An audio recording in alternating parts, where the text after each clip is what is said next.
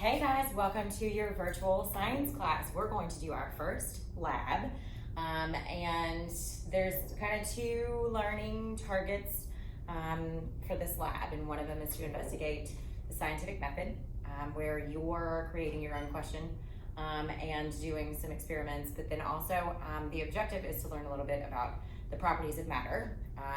And so we're going to be looking at multiple properties of matter, but for this experiment, we're going to do something a little fun, and we're going to create some flinkers, hopefully. So flinkers are something that neither floats at the top of water or sinks to the bottom of water. They hover like a fish, right? So in your videos, you've watched several of them, and they gave you they kind of gave you some examples of how Coke and Diet Coke, one of them sinks and one of them floats in water, and you can go back and look at those videos. You can find them all over YouTube. And then you also watched where if you add salt to water, you can change your density of water. Water has a constant, is one of the constants in terms of density, and it always has a density of 1, unless you add salt to it or sugar to it and you dissolve it, and then it increases your mass.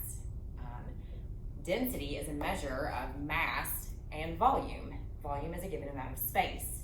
So I have my Flinker lab set up here, and what I've asked you to do in your home is to find certain things in maybe your kitchen or your toy closet where you can create things. You can look at the different properties of things. So I have some water here, and I was going to show you a couple of things.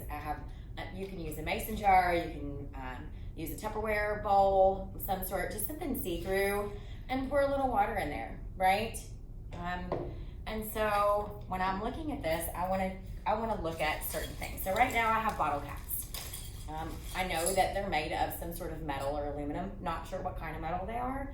I'm just going to see if it sinks or floats, okay? Obviously that sucker sunk to the bottom, right? So that means that water that it is more dense than water, okay?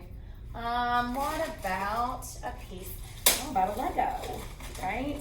So I have a Lego here. You can go find it in your little brother's closet. Oh, well that one floats. So it has a different density than the metal here, right? So if anything sinks to the bottom, that means that its density is more dense than water, and if it floats, it means it's less dense than water. If you remember, water has a density of 1, so that means that this metal must have a density of 1.5 or something greater than 1, and that this plastic has a density less than 1, but not very much, because it's just about ready to sink, if you notice. I can use something else where I have a cork, okay? And I'm going to see what it does. Look, that sucker really floats high on top, right? So the difference between the plastic and the cork is that the cork is even less dense than the plastic, okay? If you notice, your plastic Lego is almost like a flinker. We want to make something float or hover around in the water like a fish does, okay? Now, when we get into certain substances, we can also, instead of just using solid objects, we can use stuff like, this is tiki torch lighter fluid. Don't ever eat or drink anything in the science lab. But if you take a look at the way that I pour this, oh, it's super white. Wish you could see it. So it is actually sitting on the top of our water. So now what I'm starting to do is make a rainbow column, okay? So let's see, what else do I have? I have some handy dandy maple syrup, okay? I think it's gonna float or sink. Well, let's see. You can see it right here. I'm just gonna kind of pour it. Oh, look at it. It goes straight to the bottom, right? Now notice I'm not stirring this up. Here, actually, let me pour a little bit more in there. Notice I'm not stirring any of this up. I don't want it to mix. I want to see as much as possible how it will layer for me, okay? You can really make it stand out if you use something long and skinny and then pour layer by layer up on top, okay? We'll look at different rainbow density labs. I also have vegetable oil, okay?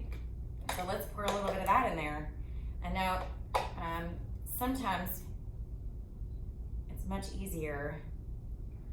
Oh, and look, it bubbled, okay? But now I can see, so it's a little bit of a different color, but I can see the maple syrup at the bottom. I have lots of water. And then I have my vegetable oil, but then my lamp oil is at the very top. So I can go and actually Google different densities of liquids, everyday liquids, to make my own density column. I have a popcorn kernel. I don't know, something I found out of my kitchen, okay? Do you think it's gonna float or sink, right? So I'm just gonna drop it down in here. Sunk to the bottom, okay? So what I want you all to do is go out and see if you can't find, milk is a good one. It's a different color, right? So it's to go out and find different substances where you can make your own rainbow density column and make your own experiment, right? In your assignment, I've asked you to make something that flinks. So you want to take, and if you have like different corks, or even styrofoam would make a great flinker. And then you insert things like paper clips into it, and you can see kind of what it looks like. So, thank you.